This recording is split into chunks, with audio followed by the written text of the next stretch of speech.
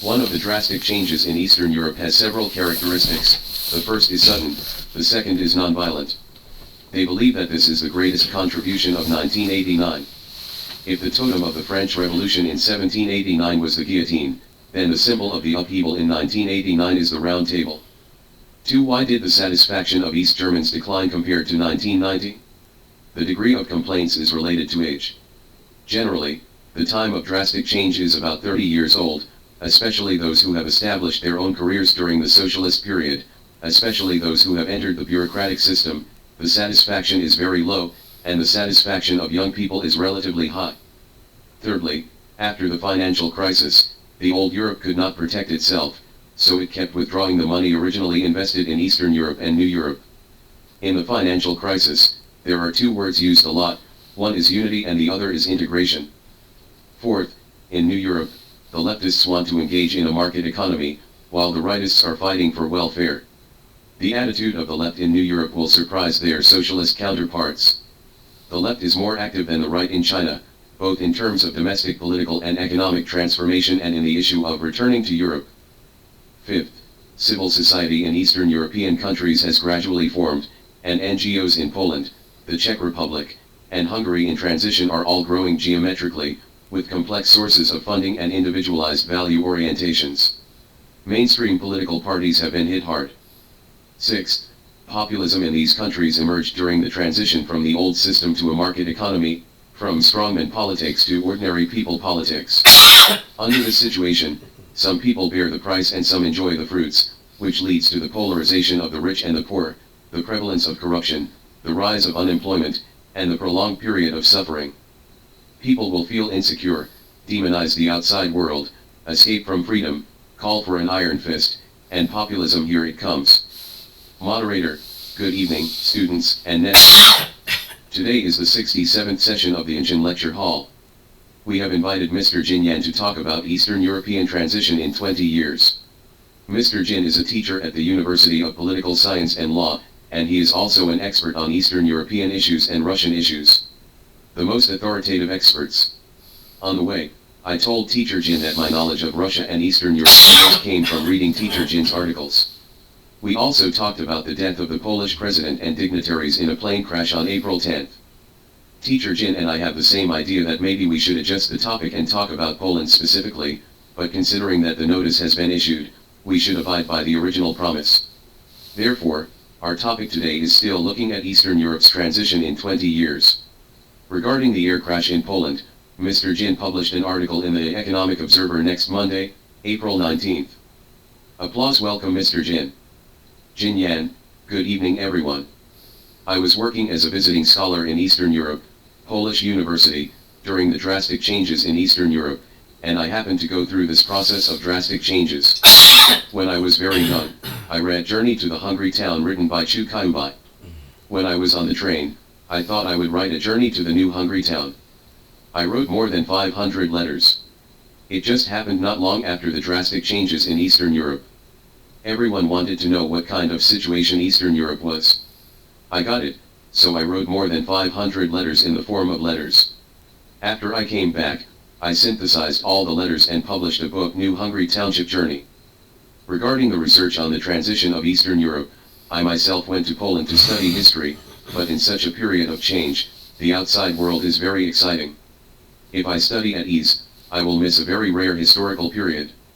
I thought about it and felt that the palms and backs of my hands were full of flesh, so I finally decided to give up historical research and study the ongoing Eastern European transition. The book can be read after returning to China, but the opportunity to observe reality is rare. So at that time, they ran around. In the whole of Poland and Eastern Europe, although the socialist camp disintegrated, there were still convenient conditions. After I came back, I continued to pay attention and follow up, and wrote a book, 10 Years of Vicissitudes, published by Shanghai Sanlian in 2004. After another 10 years, many students and netizens who want to know about Eastern Europe say that when the world is becoming clearer, Eastern Europe is becoming more and more blurred. We really hope to see you write for another 10 years. Last year happened to be the financial crisis, and there were various media reports. I went to Eastern Europe again. I wrote several articles in a row about my thoughts in Eastern Europe. I hope to take this opportunity to share with you what I will see in Eastern Europe 20 years later. Impressions. The parties look at Eastern Europe 20 years later. First, let's talk about the parties involved, that is, the drivers of the upheaval, how they view Eastern Europe. In November last year, a symposium on the 20th anniversary of the Soviet Eastern upheaval was held at the London School of Economics. The main figures in the upheaval were all present, including former Czech President Havel, former Slovak Prime Minister Jan Kanogowski, and former Polish Prime Minister Belayski. Former Hungarian Foreign Minister Brzezinski and others participated in a meeting titled 20 Years After the Collapse of the Iron Curtain, Have Our Dreams Really Come True?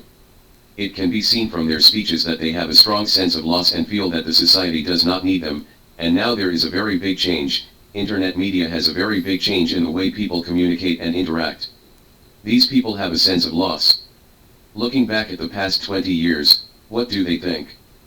Javier said that the idea in 1989 was basically realized without betrayal or abandonment. However, the road from formal democracy to real democracy is still very far away.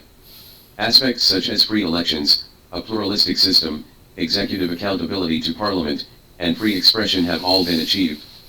But in terms of political culture, they think that the construction of the whole society is not enough. Havel felt that he did a lot of wrong things after 1989, that is, he trusted economists too much. This is related to Havel himself, because he is a playwright and a moralist. The Czech Republic is a country that advocates philosophy. He said he always thought economic reform was complicated, but economists made it more complicated. He puts too much faith in economists, thinks they are experts, and supports them even though he disagrees with them.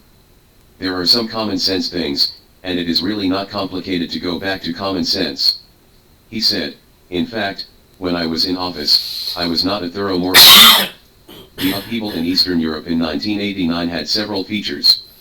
The first feature was suddenness, which almost no one expected. The second was nonviolence, the Velvet Revolution, which they believed was the biggest contribution of 1989.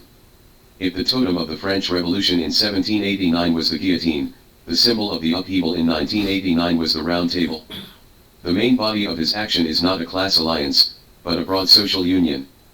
The climax of the movement is not terrorist violence, but compromise negotiations. The goal pursued by the protest movement is not a brand new utopia. By existing political and legal systems in other parts of the world, it is impossible for everyone to use violence to achieve their goals. Why did the situation arise? It turned out that after the Hungarian incident and the 1968 incident, the Soviet Union was afraid that various countries would be able to mobilize troops, especially field troops. Any country that mobilizes troops must have two warrants, one from the Commander-in-Chief of the Warsaw Pact, and the other from the host country. Only when these two procedures are completed can large-scale mobilization of armed forces be possible. After the 28th National Congress of the Communist Party of the Soviet Union, Al Gorbachev had already given up on this point. By 1989, many countries had indeed had the idea of this kind of suppression, but they could not be mobilized. Why? For example, the Minister of Defense of Romania committed suicide. He could downgrade it himself, but the Warsaw Pact, there is no more warrant, and the Warsaw Pact, Gorbachev has basically given up, but there is no clear regulation. In a situation where no one is responsible, the troops cannot be transferred, so all the people we can only sit down and talk and discuss at a round table. Later, a broad social union was formed. Like Russia, after the tanks hit the streets, they would also turn their guns. They think that before the drastic changes in Eastern Europe, many people did not desire capitalism. Why do you say that? Because Eastern Europeans mainly yearn for a free life. They think that under the oppression of the Soviet Empire, people have a sense of fear. The indoctrination of this crude ideology and the general authoritarianism have long brought give people a sense of fear. Eastern European countries are different from Russia, because their socialism is not original and imported by tanks. Eastern European countries already had long-term democratization impulses, and there was an undercurrent of civil society. To a certain extent, it can be said that their democratization was promoted from the bottom up, while the democratization of other countries seemed to fall from the sky.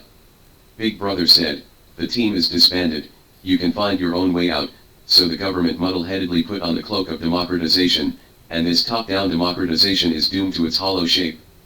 The impulse to democratize in Eastern Europe was stronger than marketization. There are many criticisms of the economic transition, but few criticisms of the drastic changes in 1989. How to obtain information on Eastern Europe comprehensively and objectively? How do we view Eastern European reports in our country, and how do we comprehensively view Eastern European information? Picture, street poster of the Museum of Communism, Stalin and the Fashion Girl. In the early 1990s, why did I write Journey to the New Hungry Village? Because everyone thinks that the Xinhua News Agency's reports are untrue. Xinhua News Agency said that we have discipline, we must filter, and selectively intercept information. This is not a comprehensive and objective report. After the transition, some Eastern European countries moved westward more seriously, and their economic ties with us gradually decreased, because we used to be economically mutually beneficial countries and had economic ties with these countries. At that time, reports on Eastern Europe were selective, and reports on Eastern Europe were also very popular during the period of labor pains. These countries no longer like to use the term Eastern Europe because this term has political connotations. Just as the United States cannot be called a former British colony now, this has a certain political color, but because of domestic habits, I still use Eastern Europe, but I don't use this word there.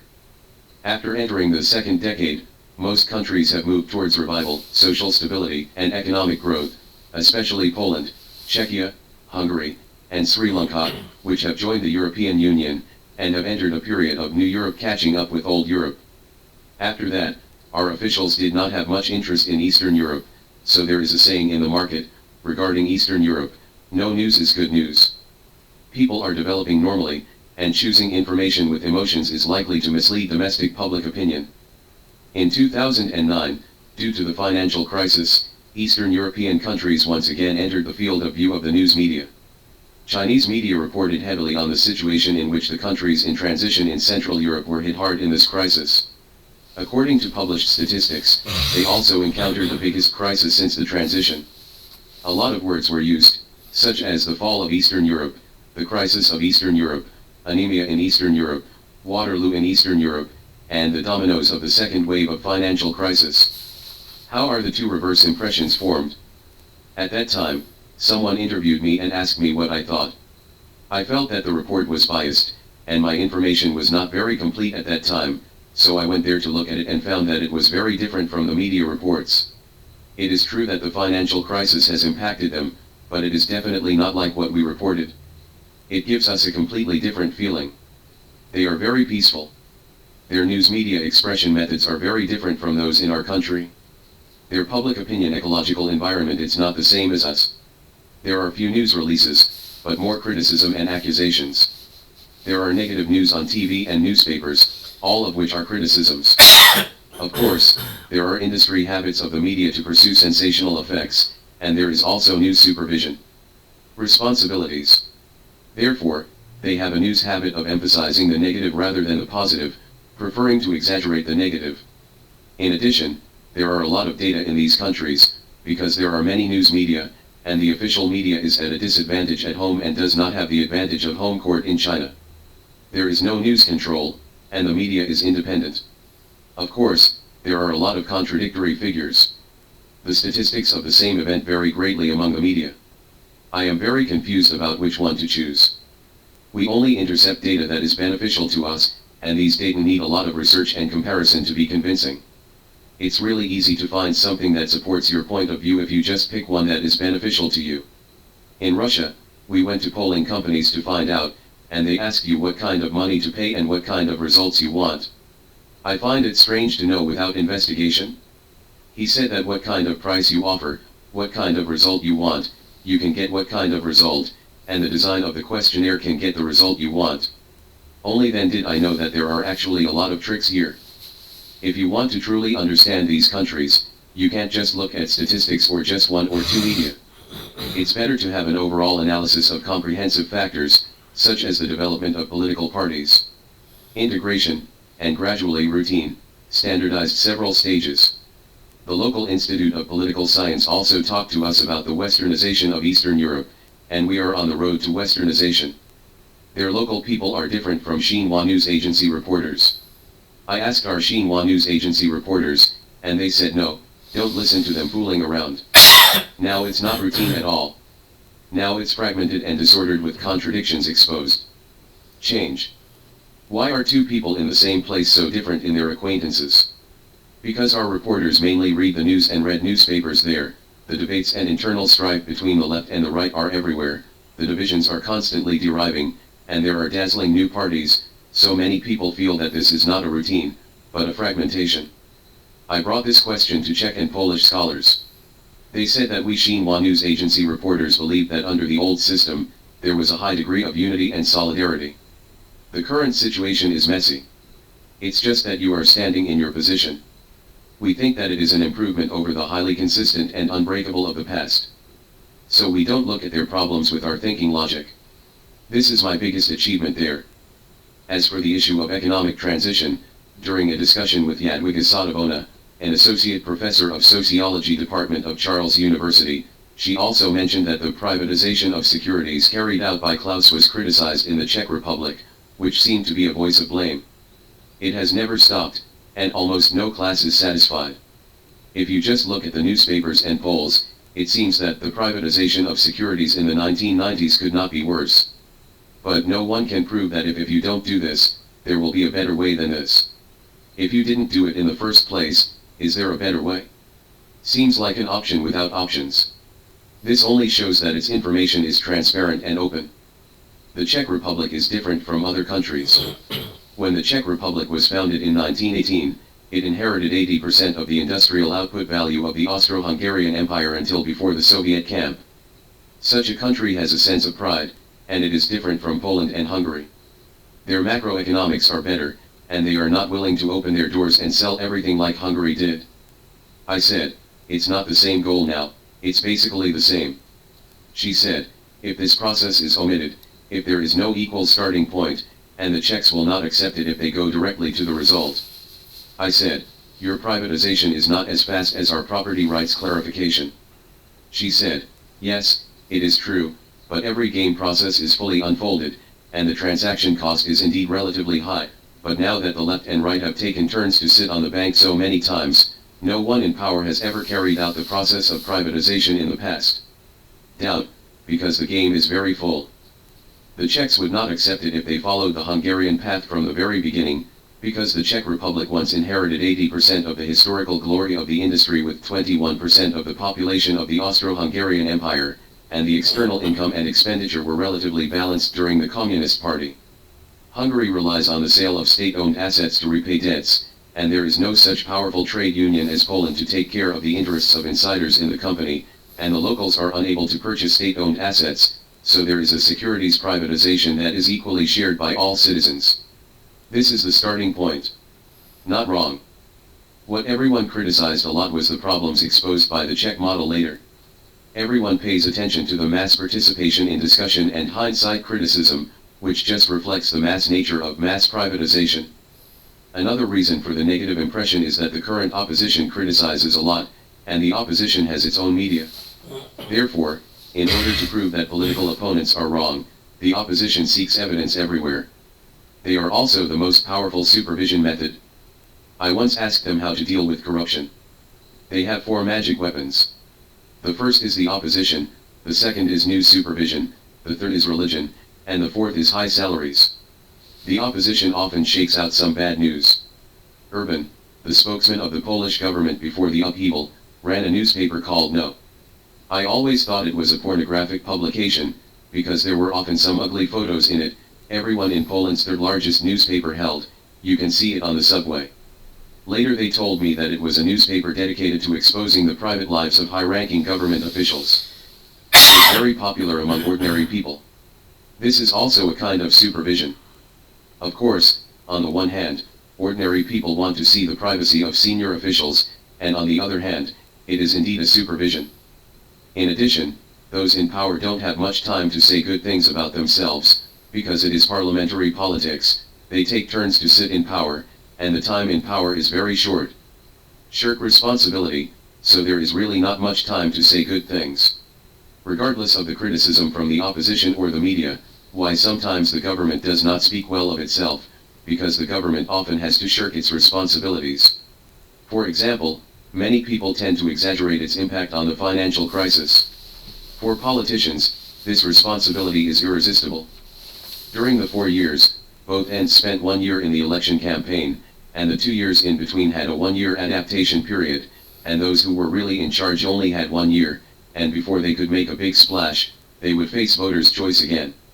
If the government can't do it like a magic trick once, the political achievements of seeing the wheat from the bran will become the object of the new arrangement chosen by the people. As far as the ruling party is concerned, what they can find an excuse for is that the basis for taking over is not good. From the point of view of the government, there is no need to assume joint and several liability. Many people also criticize that the change every 4 years is too fast.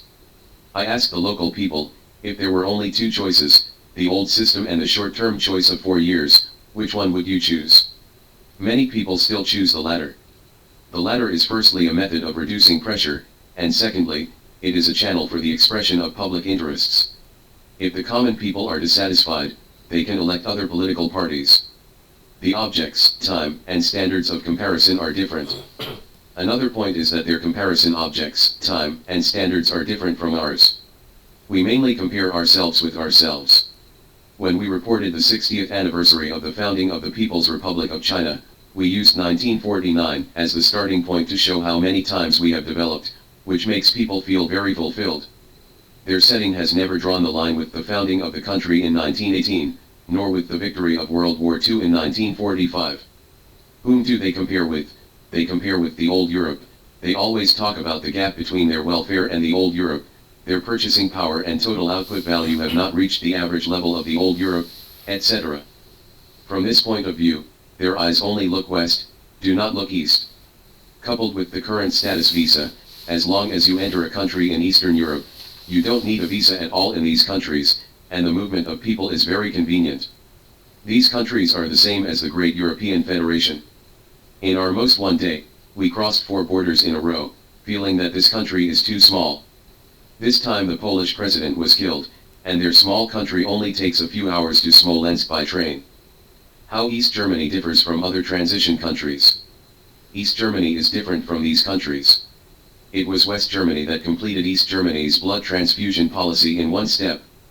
It took over the economic reform of the entire East Germany with huge financial support.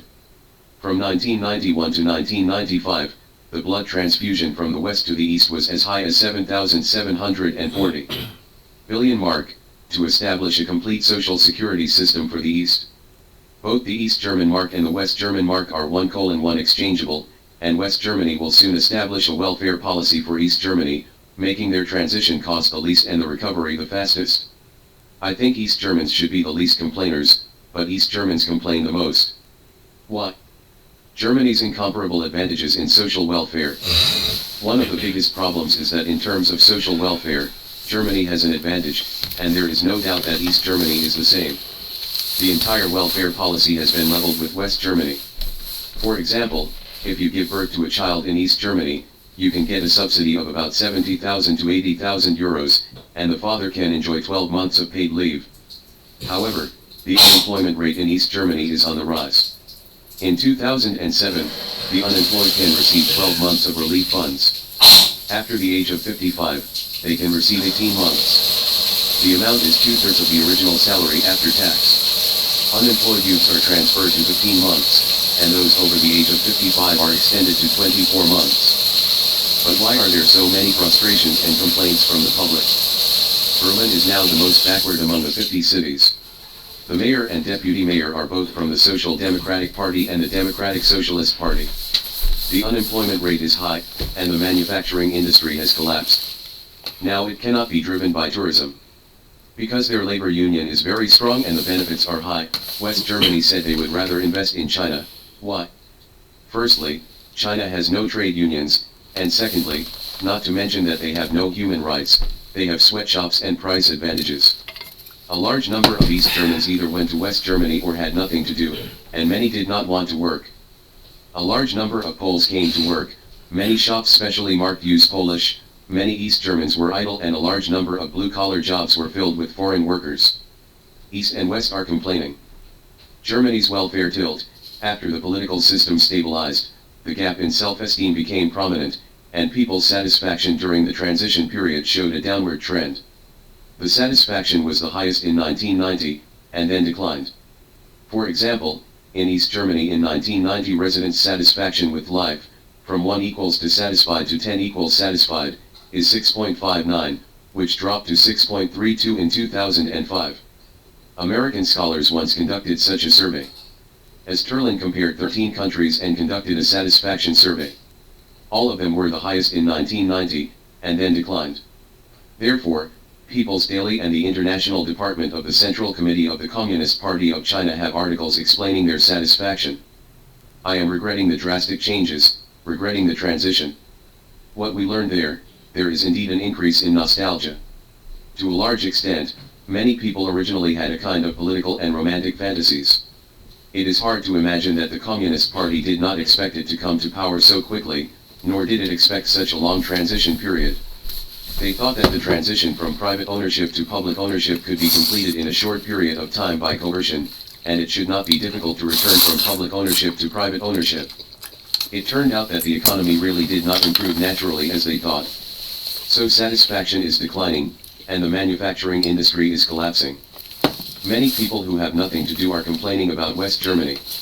At the same time, West Germany is complaining about East Germany. Now we have bought you out with such high money, and you are still complaining. Both sides are complaining. But it can be seen that the degree of complaints is related to age. Generally, the time of drastic change is 30 years old, especially those who have established their own careers during the socialist period, especially those who have entered the bureaucratic system, their satisfaction is very low. Young people's satisfaction is relatively high. Because the rights and income of welfare workers are equalized, the manufacturing industry has declined significantly, and the capital in the West cannot be complemented by cheap labor.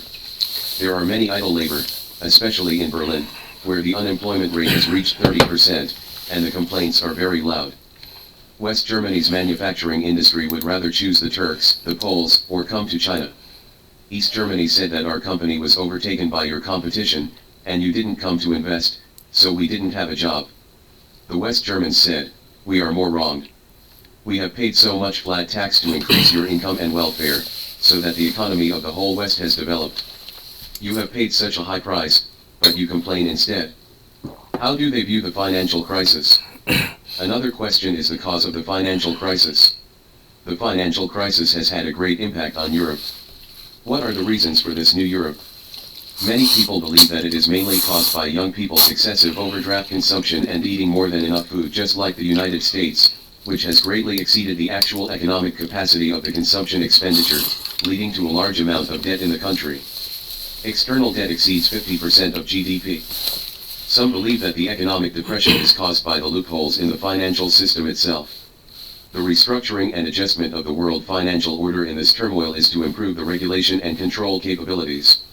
Some people borrowed Putin's words and said that it was caused by China and the United States. The United States printed money irresponsibly and without restraint, and China collected money spent by other countries by selling cheap goods around the world. In short, most people tend to believe that the financial crisis has indeed affected the country, but it is not fundamental, does not come from within the system, is not caused by the transition strategy, and has nothing to do with the values of the left and right. I told them, I said that our country thinks that your dissatisfaction is high now, mainly because you regret the drastic changes. Many of them told me categorically that this has nothing to do with the drastic changes 20 years ago. We have always criticized the economic transition a lot, but few people have criticized the upheaval in 1989. Generally speaking, the growth of the new Europe is faster than that of the old Europe, and the gap between the two sides is narrowing. From the perspective of economic growth, the economic growth rate of the 8 Central European countries was 3.1% in 2001 to 2003, which was 1.7% higher than that of the 15 EU countries on average. In 2006, the growth rate of investment in EU countries was 4.7% higher than that of the 15 EU countries. Even under the financial crisis, the development of New Europe is still better than that of Old Europe. In 2009, the per capita monthly income increased by 4.4% compared with 2008. New Europe is the biggest beneficiary of European integration. Take the status of retirees as an example. According to figures released by Eurostat in July, in 2009, 30% of retirees lived below the poverty line in the UK, 17% in Germany, 13% in France, and only 5% in the Czech Republic. New Europe is the biggest beneficiary of European integration. The roads there are very good.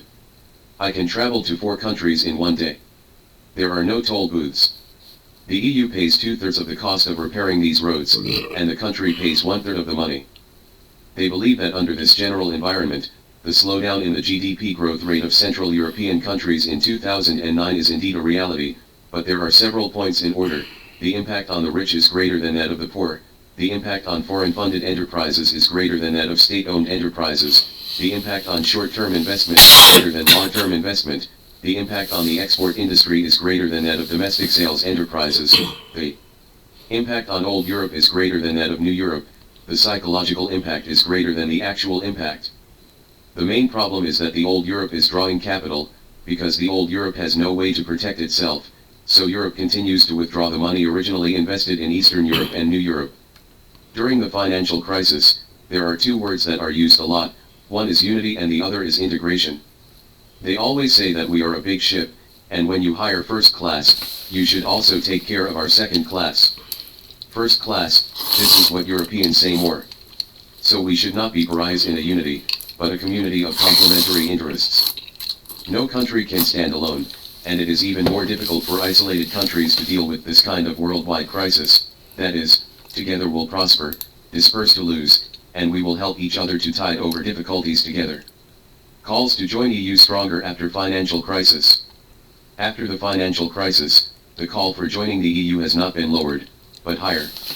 Iceland is an example.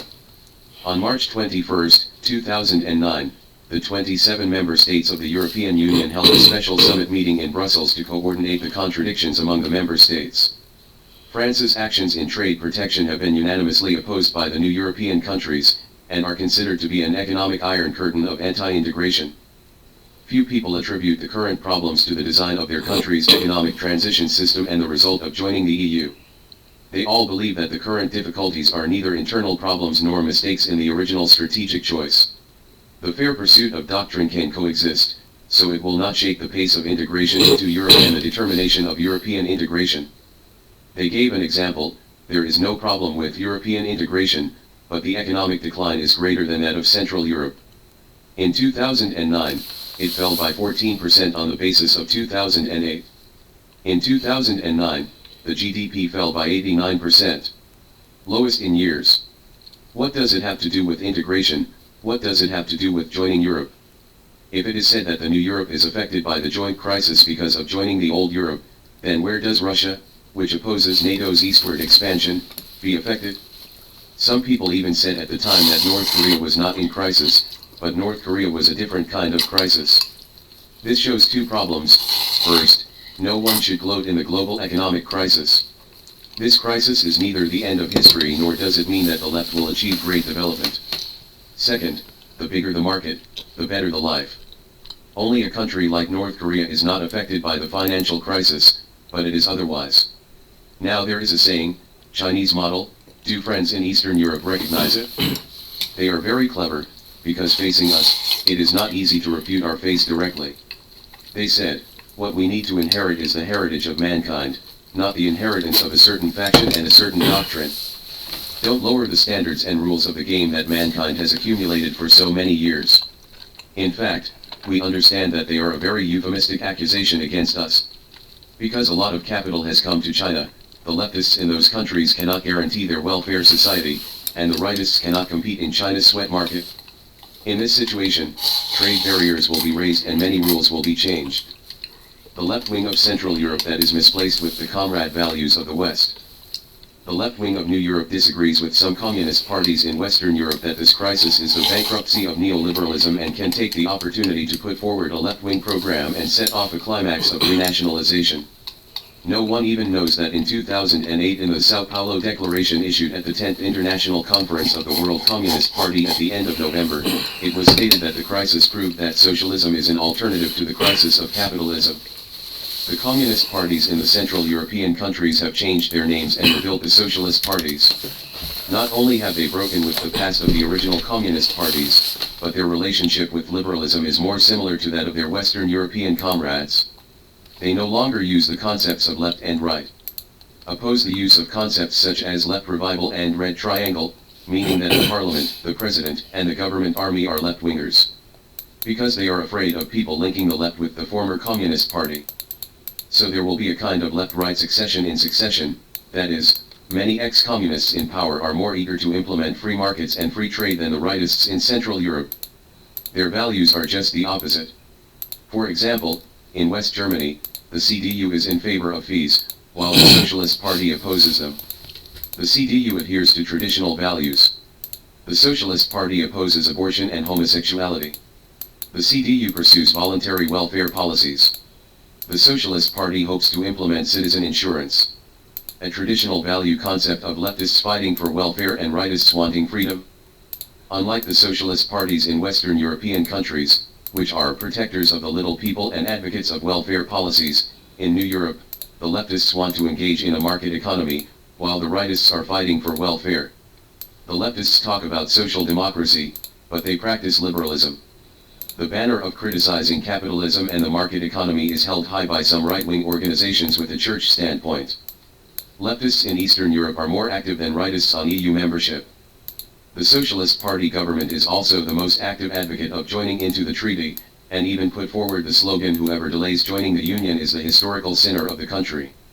After each term of the leftist government came to power, instead of increasing the bargaining position of labor, it carried out austerity of both money and finances, and slashed social benefits. The dislocation of value of these transitional countries in New Europe often confuses many people. Therefore, the attitude of the left wing in China and Europe will surprise their socialist counterparts. They are more active than the right wing in China on the issue of domestic political and economic transformation, and on the issue of returning to even during the financial crisis. During the process, determination has not wavered at all. Almost no leftist organization has ever opposed privatization or joining the contract. Before joining the alliance, the left, the center, and the right were all on the same page. Even the leftists were more active than the rightists, and the people were more active than the government. Of course, this attitude of eagerness to join the alliance could not be maintained forever. He said that our current social consensus has been reached, and we just like college entrance examination candidates, we have been preparing for the exam for 6 years. Now that we have passed the exam and entered colleges and universities, we can breathe a sigh of relief. It is impossible to be so tense for a long time. It is normal to relax now, even with financial, nor did the crisis cast doubt on the effort, and the early accession countries proved to be eligible for the honest students of the 1993 Maastricht Treaty.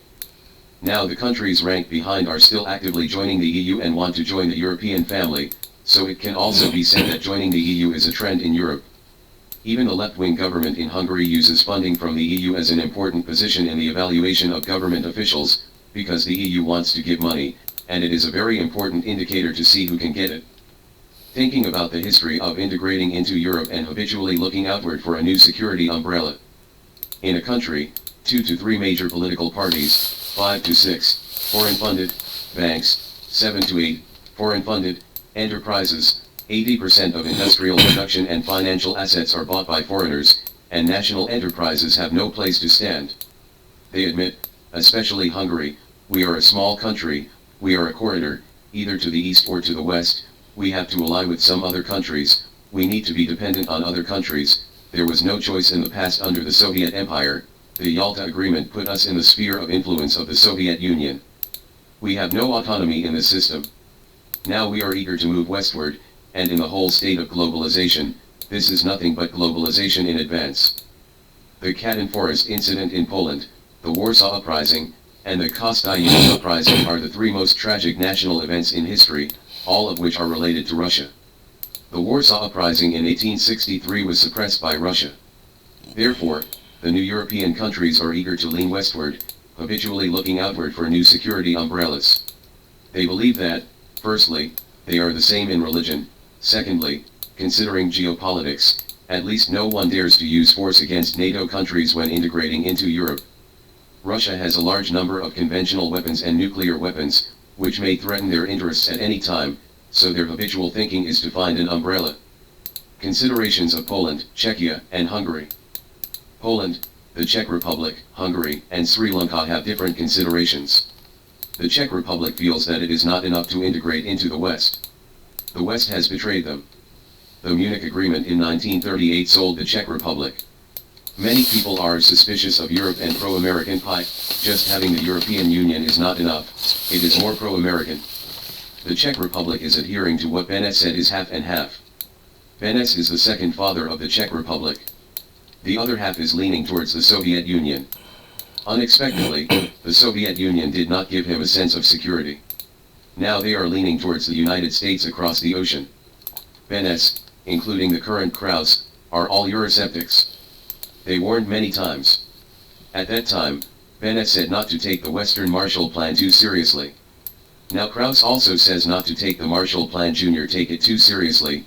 The West is all appeasementists, and the capitalists in the West put their interests first, and they can't protect the countries in Eastern Europe, and the Czech Republic still has the Sudetenland problem. Picture, the cemetery of the victims of the Katyn massacre. Hungary believes that taking advantage of the historical opportunity of Russia's relatively weak status, it should integrate into the West as soon as possible. In the 1990s, the chairman of the Socialist Party Horn said, if the opportunity is missed, it will be a historic crime. So they are willing to accept the international division of labor dominated by foreign capital in the past. They thought that accepting the division of labor of the Soviet Union, the division of labor of the Big Family and the division of labor of the European Union are all divisions of labor. It is not difficult to change their concepts. There is a trend of weakening ethnicity. It can indeed be seen in these countries that they are actively catering. In their view, diversification, marketization, and NATOization are the trinity. Sensitive Russia-Poland relations. The distrust between Russia and Poland has never changed. The Russians think that if they don't turn over the old accounts and look forward, they don't care about the things in the Soviet period. The Poles don't agree, and the Poles say, Brandt is not a fascist either. Brandt can kneel in Auschwitz. Why can't Putin kneel? I've been talking about this issue before. In 2005, Putin did not participate in the commemoration of the 60th anniversary of the liberation of the Auschwitz-Birkenau concentration camp, and neither did Polish President Kwasniewski at the time.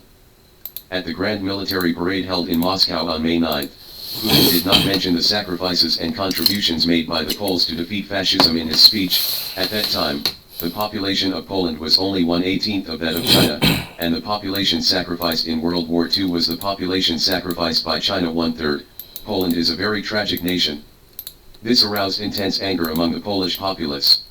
In response, then Mayor Kaczynski of Warsaw wanted to rename a Warsaw street as the Chechen General Dunov, and Moscow officials threatened to kill the Polish ambassador in Moscow. The street where the museum is located was renamed Mikhail Muravyov Street. This is the suppressor of the Warsaw Uprising in 1863. Conspiracy among them to exterminate Poland's most valuable and patriotic citizens. The president of Poland was killed on April 10. Many netizens on the internet said it was a conspiracy. Although there are conspiracy theories, I asked the people in the Polish embassy what they thought of Black Saturday.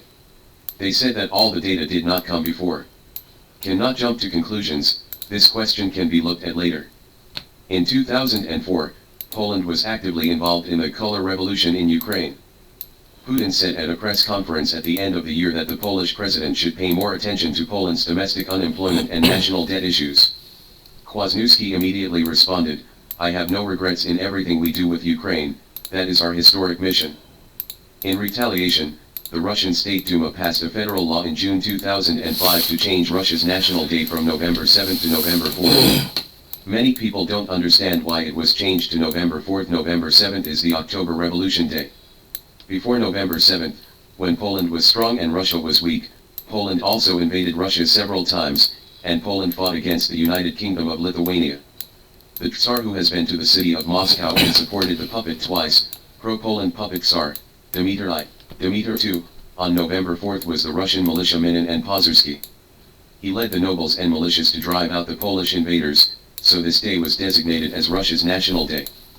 The two sides go back and forth like this. Russia does not import Polish meat, and does not supply Poland with gas, so the quarrel has continued, and this kind of estrangement and distrust has always existed. In September last year, the current Prime Minister Tusk said that when we commemorate World War II, we must know who is the accomplice and who is the war criminal. Medvedev responded that it is absolutely a big deal to put the Soviet Union and Germany in the same position. Mistake. Until this year, Russia has changed. and the relationship between Russia and Poland has eased. Unexpectedly, the Polish president was killed again. When Katyn Forest was unveiled on April 7, Putin had already knelt down, and on April 11, the movie Katyn Forest was also broadcast on Moscow's national television. Medvedev said, he will also go to the state funeral on the 18th. I also asked my Polish friends in Beijing what do they think of Russia's attitude this time. They think it should be worthy of recognition. Because 80% of the people in Poland demanded that Russia apologize for what it did in the past, and said that our future is based on the recognition of the past, and if the past is blown away by a strong wind, there is no future. The execution order of the Katyn Forest incident was signed by all members of the Soviet Politburo.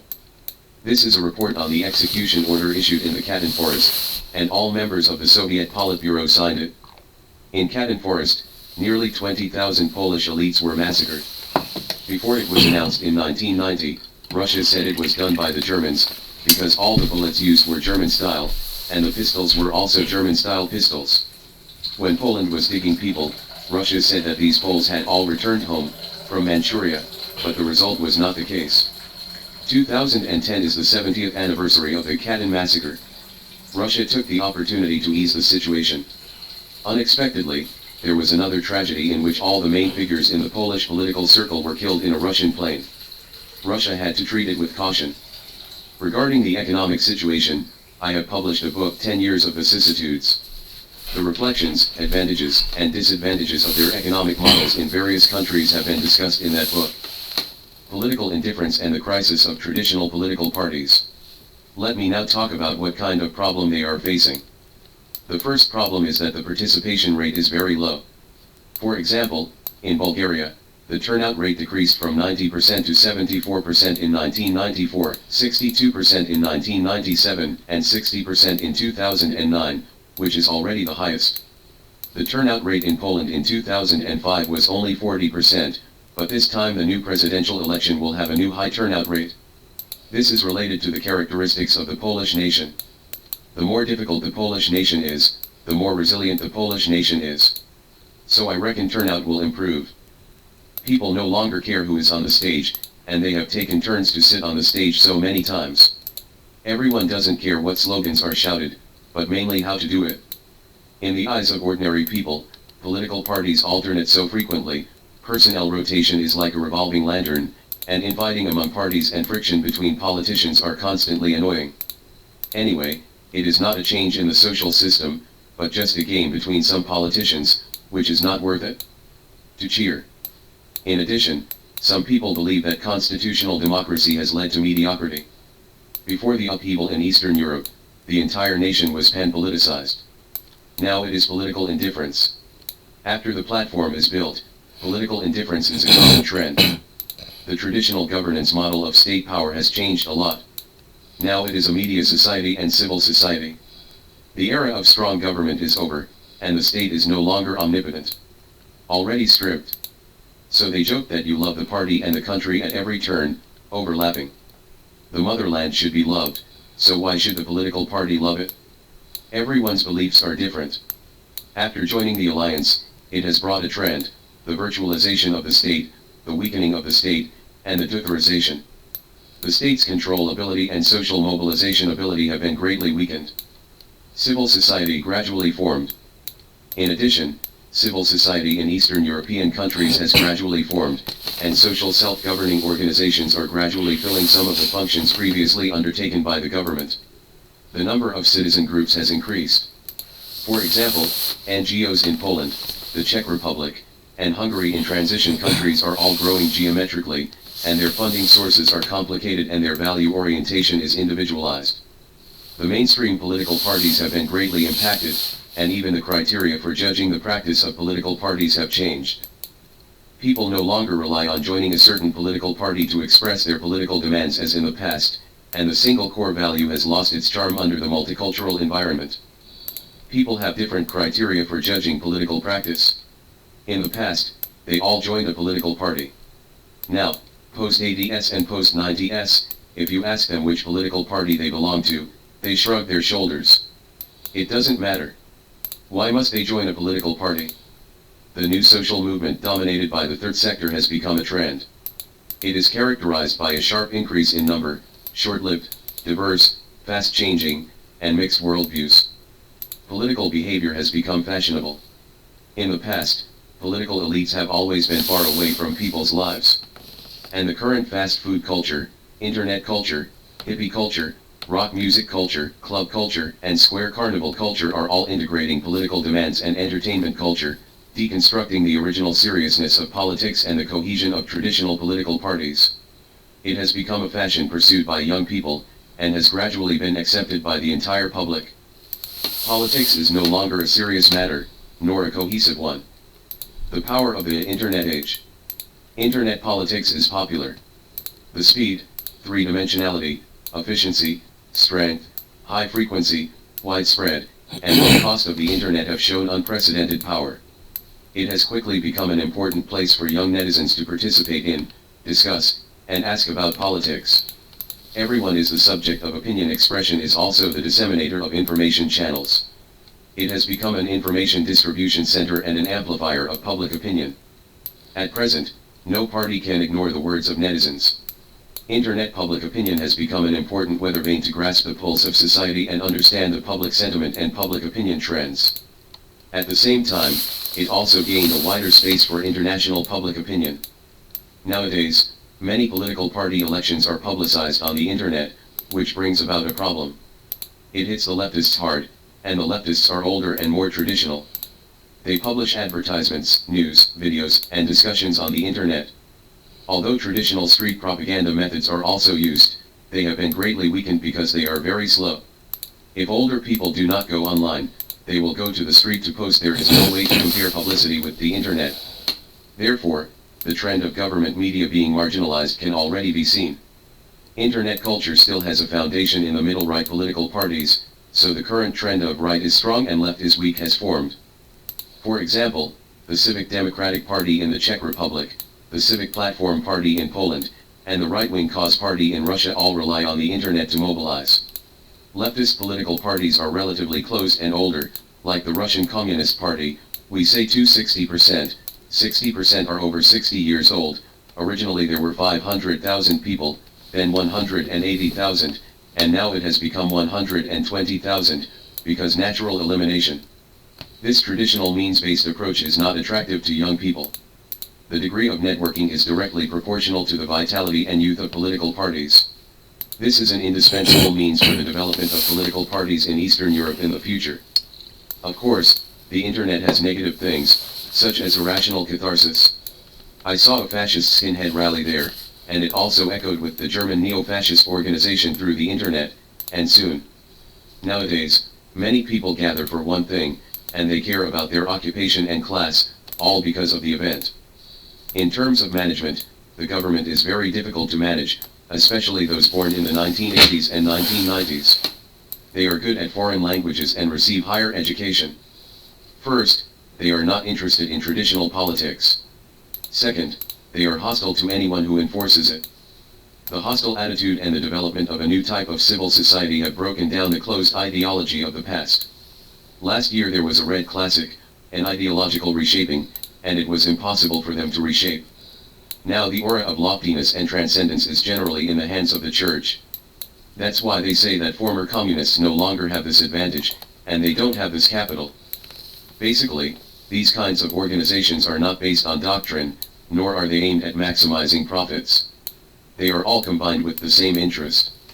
For example, many netizens who came today may be interested in Eastern Europe, which is characterized by fast rise and fall, easy to gather and easy to disperse, has great randomness, and often has neither program nor regular political parties. Organizational forms, such as the previous stages of sports and political parties, are all gone, and they have strong penetration. If they develop well, they will play the role of an intermediary between society and the government, but there will also be some negative effects. Including youth fascists and populist organizations, all appear in this way. This is the case with the Czech Republic. In 2004, the Czech Republic had a Prague Autumn against the World Economic Forum. All the organizations in the Prague Autumn have political pedigrees from left to right, colorful, everything, and there is no way to measure what issues they advocate in terms of values. As long as they are against economic globalization, They all gather in that big under the flag. The government thinks this is difficult to manage. The government says that we are in the open, the public is in the dark, and there are many netizens. It is a kind of fragmentation and a political organization. It is believed that these problems will also become China's problems in the future, and how to manage them is also a problem that China will face. Welfare policy. In China, I heard them say in Eastern Europe that street protests are back now. When I was there in the 1990s, there were many street protests, and then they disappeared. Why are street protests coming back now? This trip to Poland also cleared up my doubts. Now the elections are all playing the social welfare card, agricultural subsidies, regional public subsidies, a lot of money from the EU, and the left, center, and right are all playing the welfare card in the election.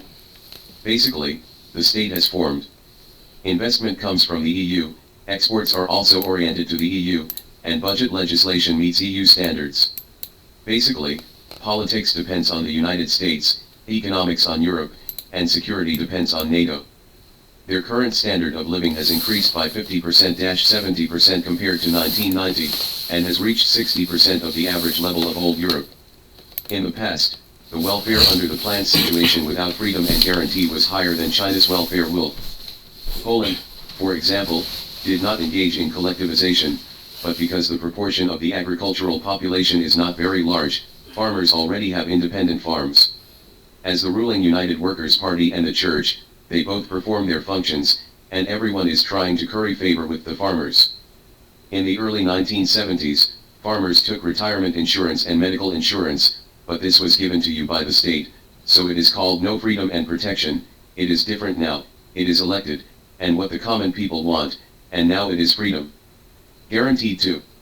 Welfare under socialism is a passive welfare that is freely exchanged for security. What is passive welfare is that people are born with three requirements: one is freedom, one is welfare, and the other is security. Some people are willing to take I trade my freedom for safety, so I give my freedom to you, but you also have to protect me. It's different now. Now they are pursuing the maximization of welfare, and they demand the same standards as the old Europeans. From the perspective of ordinary people, medical care, free education, and pensions are the government's due responsibilities, and public services must be approved by the people.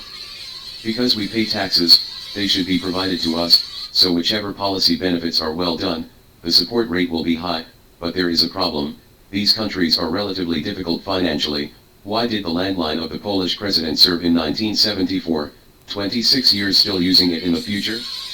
One is that their finances are mainly used for public works, and the other is that they are supervised and cannot use taxpayers' money casually.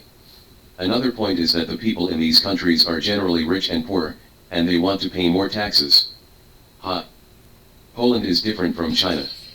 We are now spending money like running water for several big things, but these countries really can't afford a lot of money. Many people come to us and say, "Oh, China is really rich." Every government feels powerless, because under the conditions of the election, they need to please the people and promise to increase welfare subsidies.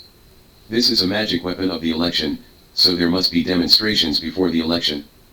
So now some people say that the demonstrations are back, but unlike in the past, the current demonstrations are all before the election, and they are mainly welfare demands, not political demands, because the political platform has been established, and this kind of welfare demands can be obtained. What is there can no longer be spit out. For example, Hungary once cancelled the benefits provided, so the prestige of the Social Democratic Party was immediately reduced. Now that the CDU is about to hold elections, it promises to increase benefits, because reducing benefits will offend people. This is why there are many street movements now. They think that the government and political parties are sure. At this time, the demands raised by the parade. Populism in the new European countries. Populism emerged during the transition from the old system to a market economy, from strongman politics to ordinary people politics.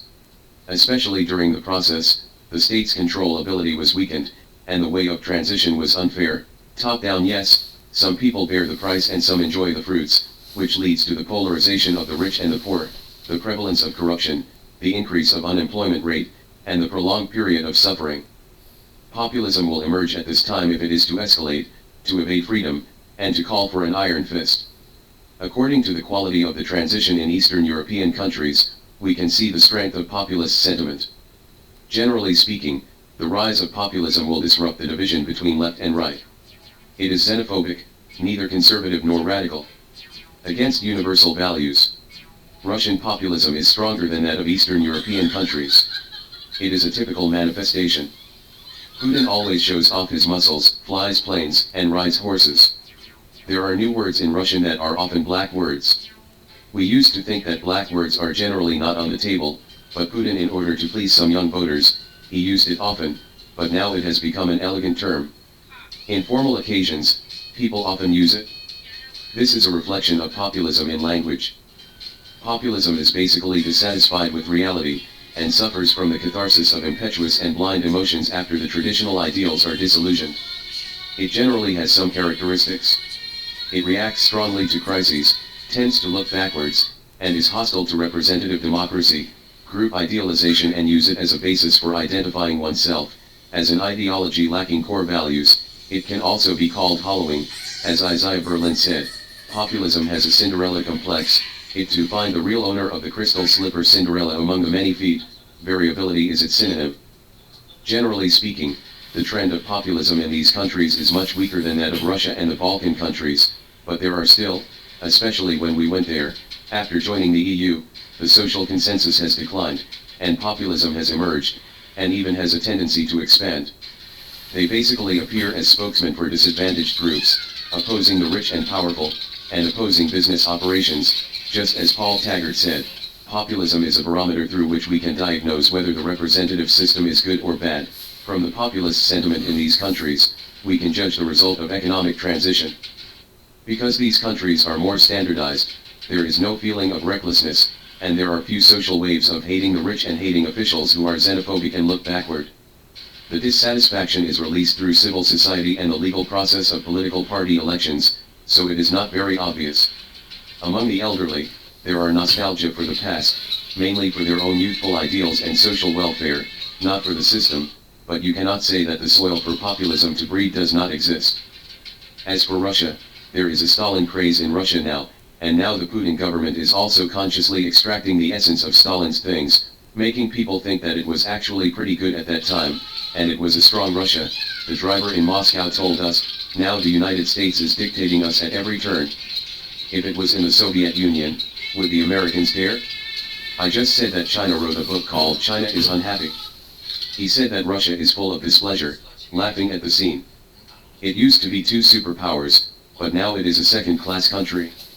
It always puts out its hot face to stick to other people's cold buttocks. Do you think we can be happy? There is no book with the same name, but we are all over the street unhappy. Since the political stability of Eastern European countries is the primary condition for joining the EU, after fulfilling their long-cherished wish to join the EU, this pressure will disappear, the horizontal comparison scale will change, and there will be a gap in comparison with the old Europe, and it will be compared by the German Nazis, so there is also the emergence of populism. In 2009, 2,500 skinheads took to the streets in Hungary. In Bulgaria, the Citizens' Party for European Development sprung up. It won 39.7% of the votes and 116 seats in the general election in July 2009, becoming the largest party. Obvious populist overtones. The symbolic figure of the Citizens' Party and the current Prime Minister is Borisov, known as Putin of Bulgaria. She once worked as a bodyguard and was the Secretary General of the Ministry of Internal Affairs of the powerful department, and like Putin, he is a macho man who likes to show off his muscles and play with weapons. Young people are very fond of him. Corruption. The transition in the Balkans is not the same as in Eastern Europe. My time has come, and there is a lot of content, so I won't talk about it, and now I leave it for everyone to interact. Thanks. Interaction. Moderator, thank you. The most important thing Mr. Jinyan said is that the evil of the system is the tacit cooperation of the collective choice of human society, so the goodness of the system should also be a tacit commitment of the collective. Now is free question time. Question 1, Mr. Jin, first of all, thank you for giving us such a wonderful lecture today. I personally have two questions to ask you. One is about the internal affairs of Eastern Europe. In the past 20 years, the internal affairs of Eastern Europe have formed a phenomenon of left and right parties take turns. Moreover, Eastern Europe also has Reconstruction, and new strong democratic parties. Why is the same phenomenon in the former communist countries and in Russia? Didn't show up? In the past 20 years, Russia has changed 3 presidents, but has always insisted on authoritarianism, without a strong social democratic party, and has not formed a situation where left and right take turns. What is the reason for this? The second question is about diplomacy. The diplomacy of Eastern Europe. I personally concluded that there is a very strange phenomenon, 2 kinds of unification. One is that in the main direction of diplomacy, European integration and pro-American Atlanticism are strangely unified. While actively joining in, while getting closer to the United States, how is this unified? Second, the entire Eastern Europe, even Poland, Hungary, the Czech Republic, and Sri Lanka, have some similarities. They all re-established their countries after World War I, joined the Soviet regime at the same time after World War II, and completed drastic changes around 1990. I am afraid that there are many contradictions between them, such as Poland and Russia. How are the similarities and contradictions of Eastern European countries unified? Thanks. Jin Yan, the first question, actually your question is also a question of mine. Every time I go to Russia, I will ask them about Plekhanov's political will, and I will go to the Plekhanov Museum to verify the authenticity of this will. I said that you have such good resources, why not use the complete works of Plekhanov, or because the Germans and the Netherlands paid for it, can the Russians not use it? Lithuanian left Mensheviks, why doesn't any of you bring this up again? The curator at the time replied to me that it had something to do with Russia's national beliefs, because the Menshevik Social Democratic Party was first established on the platform of workers, and there were only 3 million workers in the October Revolution in Russia, and the second was the platform of constitutionalism. Like extremes, all or nothing, the Russians once gave us an analogy. There are 5 stages of development in Russian history, from Gypros to the present Russia. Each time is a complete subversion of the previous stage. They call their nation vividly baked pie. Going down at once, turning the whole thing over, is not a gradual process, and always throws away all the original resources. After the Mensheviks came to the United States, more than 600 issues of socialist letters were published. When I was working on a Marxist project, I said that the best inheritance should be to read them, but no one listened. By 1965, after that generation passed away, no one knew what kind of conclusion they had made. In fact, the question you raised is also my question. I always find it strange that the transition is so bad. Why can't the leftists be elected? In Eastern Europe, it is a very simple question. If the rightists do a bad job, the leftists will definitely get votes, so they will naturally go up, and the left and right will take turns. The Russian Communist Party is shrinking, not developing. How to explain this problem? Later, I realized that Putin has absorbed many things from Lenin to a large extent, and indifferentism, and pragmatism are the most important. Whoever finds it useful can take it over. When Russian nationalism was raging, Putin's Unity Party took it over. Putin implemented some welfare policies proposed by the opposition party, the Russian Communist Party. So your things are always taken by me. To a certain extent, Putin has realized your things, and the opposition party will not be able to come to power. The second question, unified Atlanticism and European integration, we are actually asking this too. I said that you in Eastern Europe always look at the United States. They feel that the old Europe is not enough to protect us, and has betrayed us many times in history.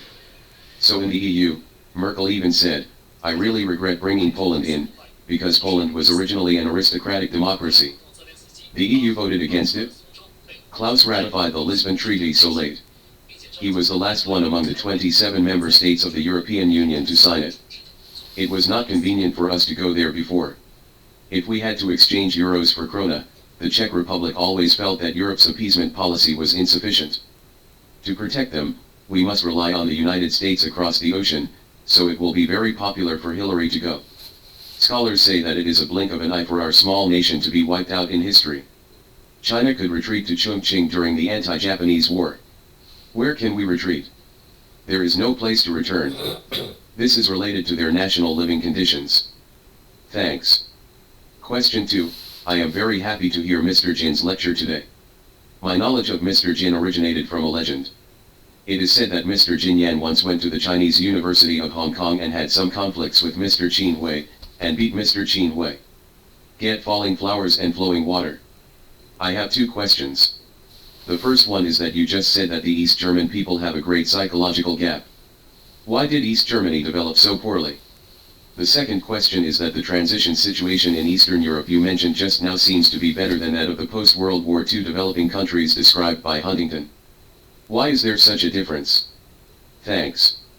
Jin Yan, there is a structural problem in East Germany, because the manufacturing industry there used to be the chimney industry, and the chimney industry is now a sunset industry, and the sunset industry has been digitized. There is also a manufacturing industry that has been transferred to Southeast Asia, and this chain is gradually moving towards the manufacturing industry collapsed, and the tourism industry was not fully promoted. Many young people went to West Germany. The unemployment rate in East Germany was very high, which caused a huge psychological gap for these people. In fact, in terms of life in East Germany is pretty good, but it's not enough for people to just eat and drink. People have to do things, especially young people. Many Turks are robbing them of their jobs, making their xenophobia rise. So on the one hand, East Germany felt that our manufacturing industry had collapsed, so they blamed the West Germans, and also took their anger out on the Turks, so there were many times when cars were burned and Turks were beaten. The second question, I don't know what kind of general situation Huntington is talking about, because Huntington is talking about a theory, and what I described is basically a fact. I think transition is better. It is not American economists who design transition routes for them. Each of them is based on the situation of their own country. For example, Jishi Sachs, Sound, gave advice early on. The reason why they cannot develop is that because the burden of welfare is too heavy. Welfare is now the biggest cause of lag. If we learn from China and get rid of the burden of welfare, we can make great strides forward. Klaus said that we are a European country, why should we lower it to the level of Asia? It can be seen that Eastern Europe was not all fooled by the Americans as we thought, but all listened to American economics. The original privatization of securities was distributed equally to all people. I thought it was very average, but I didn't think of a problem. I only considered the average and did not consider the concentration of equity. Everyone is a shareholder, which means that there are no shareholders. In the state of being responsible, the average was considered too much, but the final result was not considered. Later, the operator gradually became a big shareholder. In fact, China also has the concept of operators holding large shares, but we have been like this from the beginning, and allocated them to many high-ranking officials or people with powerful backgrounds. Eastern Europe is not the case. They have passed a stage. Is it okay to ignore the previous stage? Can't. Now the labor union negotiations in Poland have turned into a lot of scandals. One factory was negotiated for 7 years, and finally the negotiations were turned into a scandal, and the bankruptcy was liquidated. The labor union is too powerful. Now after the privatization and transformation, relying on state subsidies has become unsustainable. The position of the labor side must be reflected by the trade union. One worker laid off, 20 hectares of land, $80,000. How do you talk about this? The asking price is too high. In the Riu River Valley in Romania, people call the trade unions the natural opposition, and they make trouble for whoever comes to power. Not only the Communist Party, but all factions have already made trouble. But their shortcomings are our strengths, and we should also learn from others. Some of them look at issues from the interests of workers, and our current workers have no bargaining position. Thanks. Moderator, I would like to add that on the issue of why East Germany's satisfaction rate decreased, Mr. Jin has a special article, which can be found on the website of Aishi. Jin Yan, after I came back this time, I wrote a total of 6 articles, 1 from East Germany, and 1 from Poland, Hungary, and the Czech Republic. Question 3, hello, Mr. Jin Yan, I would like to talk about a very simple impression. 3 weeks ago, I listened to Professor Qin Hui's lecture on transformation in 20 years, which was mainly about Central and Eastern Europe. Today, Teacher Jin Yan gave a lecture on transformation in Eastern Europe in 20 years. I think you are more detailed, Qin. When Professor Hui spoke, he said that a lot of data came from Professor Jin Yan. My question is, how do some mainstream media or intellectual circles in Eastern European countries view China's social and economic transformation? How do they evaluate China? If they had a lecture, looking at China's transformation in 20 years, what might they talk about? Thanks. Jin Yan, just now a classmate said that he was in Hong Kong. Zhang Ming said that. He was a little teasing. He was cheering me up. We gave lectures at the same time. Me and Qin Wei, we can't listen to each other. When I'm talking, he will keep frowning when he listens below. To pick pricks. In order to support me, they deliberately belittled Qin Wei. Let me explain this specifically. You said that many of Qin Hui's data are mine, but you can't say that. We are complementary and mutual. Qin Wei read materials in English and Japanese. I read materials in Russian and Polish, so we can use each other. I am also very concerned about the topic you mentioned, but I want to tell you that it is a pity that they pay little attention to China, and their eyes are mainly on Europe. They only have one feeling about China. The Chinese are too powerful, and there is almost no profit. The Chinese people have done what they want, and they feel too scared. As long as China is there, their welfare will not be established, and their products will not be able to compete at all. Their shoemaking industry in the Czech Republic is of good quality. Wearing Czech shoes for 10 years is not bad, but when those shoes are not good. Many of the Swarovski crystals in Austria are imported from China. A carat costs €1 in Europe. As soon as Chinese vegetable farmers go, all these problems will be solved. In this regard there is no way to compete. This is not the main problem of the system. The key point is that we have excess production capacity now, and we can compete with them no matter how small the profit is. But we must also think that this will break the existing rules of the world and the accumulation of human civilization in the future. I once asked some friends from Eastern Europe about the question you raised. They politely said that China is indeed developing very fast, and the world cannot do without China. On the basis of this, everyone is now praising China, but once there is a problem in China, everyone may criticize China. It is best to think about system reform when the economy is developing at a high speed. Once there is a problem with the economy, your strength will be mobilized and attacked, and it will be too late to change it. This kind of statement is an exchange of friends in private. They will not hold such a symposium to talk about China, because they feel that China is too far away for them. Question 4, Teacher Jin, I have two big questions. One is that ethnic problems have emerged in many countries in the transition process of Eastern Europe, such as Russia, Slovakia, and Yugoslavia. Second, in the process of transformation, what is the main mode of dealing with some former Communist Party officials and police? Does this treatment have any impact on the political development of Eastern European countries in the past 20 years? Thanks. Jin Yan, let me answer your last question first. In Eastern European countries, as long as they are informants of the former Soviet Union, the secret police, and even relatives, their political life is over. There is no doubt about this. It has something to do with their experiences.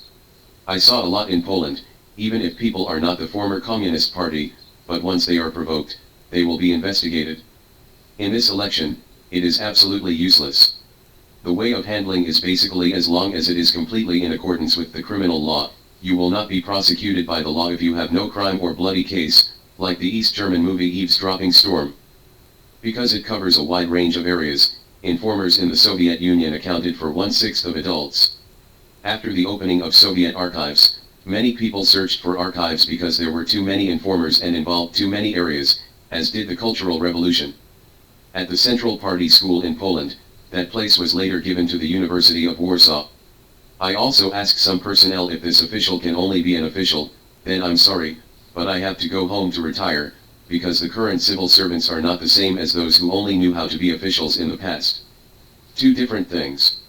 If you can only be an official under the old system, I'm sorry. Under the market economy, job selection is liberalized in both directions. You can go to the market to find a job that suits you. If you say that I can only go to the gate, or I can't even see the gate, so there's nothing I can do. It's because the market has eliminated you, not the system.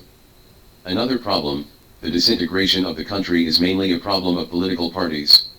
Taking the ethnic issue in the Soviet Union as an example, it is because the ethnic policy is too pragmatic and has no long-term considerations. For example, the 1924 Constitution of the Soviet Union established the Soviet Socialist Federation at that time, and all Soviet countries could join, even both the Japanese Soviets and the Chinese Soviets can join the Soviet Federation. An open system has been set up. The Great Russian Federation of Freedom can be withdrawn and withdrawn. Anyone can enter and anyone can withdraw. Russia, Belarus, and Ukraine all have seats in the United Nations. But the national powers that have entered the Federation are all highly centralized, and the party is highly centralized. All the republics are appointed by the party. Although they are not the top leaders, many are second in command, but the party is highly unified. As long as the party splits, the country will also split, because the constitution stipulates that I can withdraw freely, and I have only fulfilled my rights. The Czech Republic is free divorce. Romania and Bulgaria, which are also multi-ethnic countries, did not disintegrate because the constitution did not stipulate this. The biggest problem for the Soviet Union was that during the Stalin period, especially World War II, they did not trust many peoples. There is a large-scale relocation of an ethnic group. I am afraid that no country in the history of the world has such a large-scale relocation. The entire Koreans, Jews, Germans, and Dongan people have all been relocated. Only one ethnic group and one country have the largest relocation, and that is Cambodia. Everyone in Cambodia does not live where they are. It is too small. How far can Cambodia move? This problem has not been fully digested until the time of Khrushchev and Brezhnev, because the system has determined that they are not willing to plant trees and let future generations enjoy the shade. I must reflect my political achievements, so everyone is covering their heads. Go around, dragging does not solve. During the Soviet Union, many people were already aware of this problem. Andropov said that many people opposed the establishment of a Ministry of Ethnic Affairs. They want to establish a Soviet nation, and the Soviet nation is in the process of identifying with it. As a result, it turns out that the federations and the Union republics are all on the same plate. After the disintegration of the Soviet Union, these issues have become border issues between countries. There are 79 countries that have territorial disputes, including the explosion of the Moscow subway not long ago. This is a Chechnya issue, but it was planted by Stalin. Because the Russians don't trust the Chechen people, you are now fighting against the separatist forces, but you don't realize the debt you once owed to these peoples. Yeltsin was the chairman of the Russian State Ethnic Affairs Committee, and now a member of the Russian Academy of Sciences. Tishko husband wrote a book, Russia, From Scholars to Politicians, is not like the United States in Vietnam.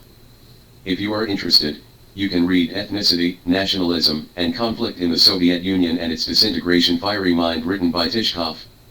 I think many of your doubts may be answered. Question 5. During the period of Eastern Europe and Soviet Russia, these countries had no judiciary at all. Please introduce the current state of judicial development in Eastern Europe. Thanks. Jin Yan, it's not that there is no judiciary. From a legal point of view, Russia's legal code was very early in history. It existed in the 11th century, and of course it exists now. Eastern Europe is also very sound. Eastern Europe was in the Soviet Union, Hungary was in the socialist period. During the Qatar period, 80% of the laws were in line with the West. Russia's generalization of themselves is called locking up the law and locking up politics. It will go wrong. Now when you come to Russia, any person with a big cap will ask for your passport. He has no right to check you at all. You should ask him for a certificate. Why do you check me? But China does not think like that. The laws of the Soviet Union are already well established, but the key is the issue of implementation. They said that if this law can be truly implemented, there may still be more than 10 years to go. The current law of 1993, these 5 laws are the laws of 1918, 1924, 1936, 1977 until now. Question 6. Hello, when the Communist Party was in power, did these parties have party property, and how did these party properties be disposed of after the transition?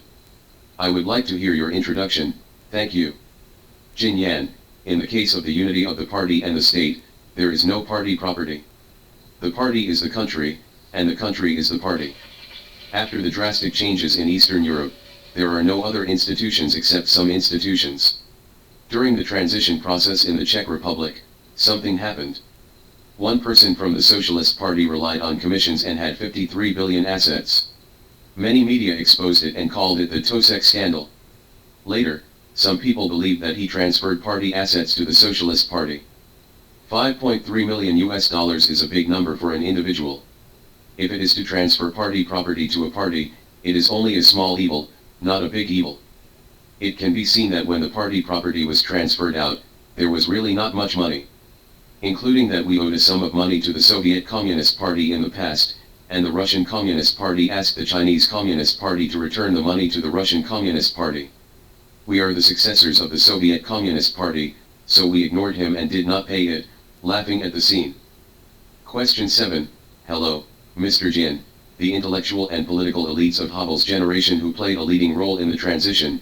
What is their prestige among the people who are generally politically indifferent? The Eastern Orthodox Church or the Catholic Church is in transition, whether the power of these countries has risen or declined. Jin Yan, the latter problem is particularly serious, and the basic trend is upward. First of all, it can be said that religion is a driving force in the upheaval. Poland is a Catholic country. The country has been partitioned 3 times. Polish can be used in the church. Russians are not allowed to use Polish in normal times. Russian is required to be spoken in schools and public places. Polish can only be spoken in the church. Therefore, the church is the second government in the hearts of Poles. As long as there is if the church exists, the nation will not perish. Therefore, Poland was a country that allowed Catholics to join the United Workers' Party during the communist period. If it was not allowed, the United Workers' Party would have no party members. There are religious personnel at the general level, and many personnel in politics are replaced by religious personnel. Before the rise of the Solidarity Trade Union, it was because of the Pope's visit to Poland that the government said that you should not go to the streets, and the order would be very chaotic. The Pope's status is higher than that of any communist leader, and his aura will definitely be 10 times and 100 times stronger.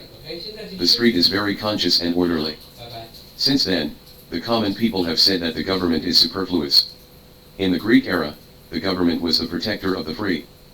Now, the government is a coercive force for all citizens and the enemy of the citizens. What do we need the government for? In Poland, which has 38 million people, there are 10 million solidarity unions which are directly related to this. Now under parliamentary politics, religion is required to return to its original position, and he agrees, so religion will return to its original position and not participate in politics, but the old people are still listening to Radio Maria. At the most difficult time of the upheaval, when Pope Paul II was still alive, he said that the Communist Party has been in business for 40 years, but it has not managed well.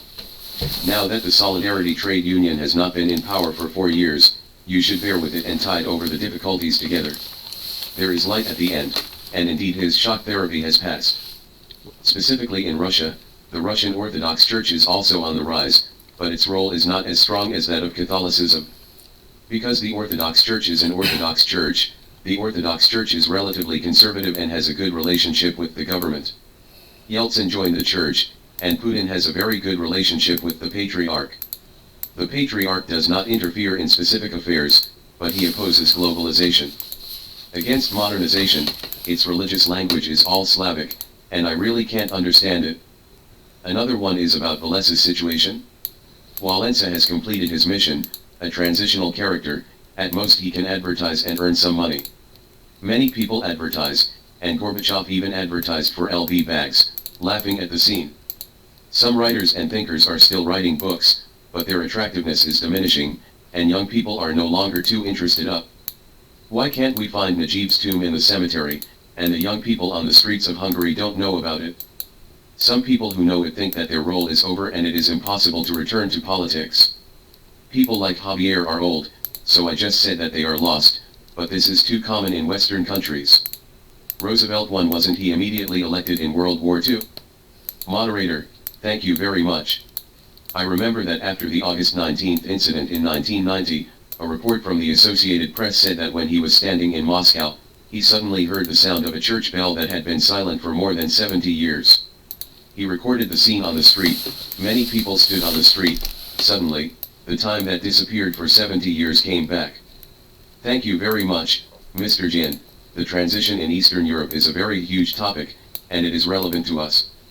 Finally, I use a sentence from Milosz Milosz, a Polish thinker and the greatest contemporary poet who died in 2004. Regardless of whether the system is good or evil, everyone is the subject of responsibility, and each individual cannot be exempted from his own responsibility. This is a sentence that each of us should remember.